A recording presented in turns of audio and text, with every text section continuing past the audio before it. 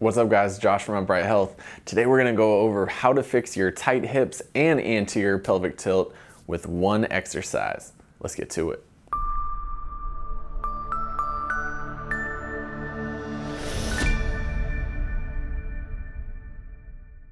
So this video is mostly about an experience that I had with one of my online clients. A lot of people actually ask if we do online training, and the answer is yes, we do. And actually I have a few open spots available if you'd like to do some training or do a consultation.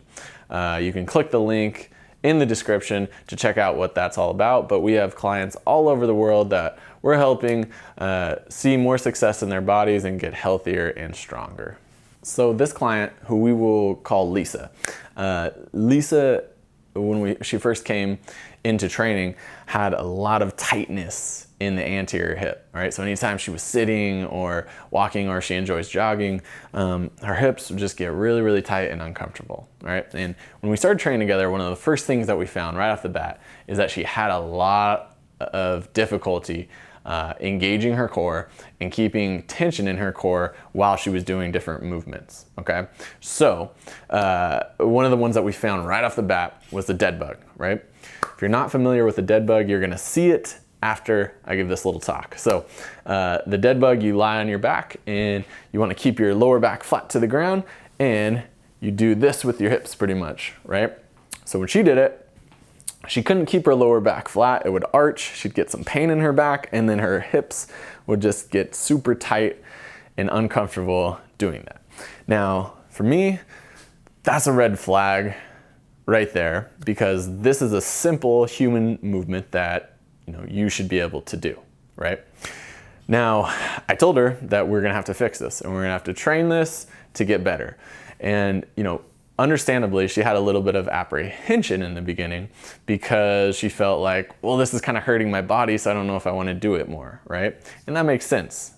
We don't want to train into too much pain, but if there's something that the body should be able to do, we do want to kind of gently nudge it that way. So she put a little faith into the system, into the training, and she started doing the dead bugs.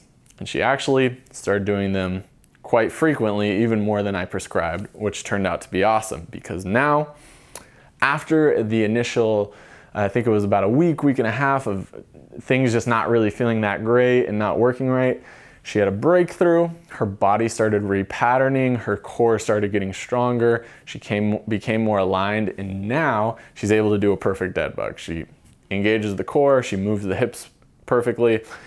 Now a lot of that hip tightness has just gone, right? And in that, she's been able to kind of fix a lot of the discomfort and stuff that she was having. She's able to run again, she can exercise, she can sit at her desk at work for long periods of time and not get all jammed up in the hips. So the reason that I'm sharing this with you guys is because it wasn't necessarily a hip problem that was going on, but it was more of just an alignment problem. Things weren't stacked correctly. So once we were able to stabilize the spine better, to stack over the hips better, her muscles became back in balance and everything started working better, and that tightness and that pain alleviated. So if you're having similar issue to Lisa, I want to show you guys the dead bug. I want you to do them a lot, and hopefully you can start getting yourself out of that pain and tightness like she was in. Let's do it. So to perform the dead bug, you're gonna get down onto your back, like so. We're going to, like I said, right off the bat, press the lower back down into the floor to engage those core muscles. Now, the knees are gonna come up right above the hips. We're gonna look for 90 degrees at the knees here. We're gonna put the arms up like so, straight up.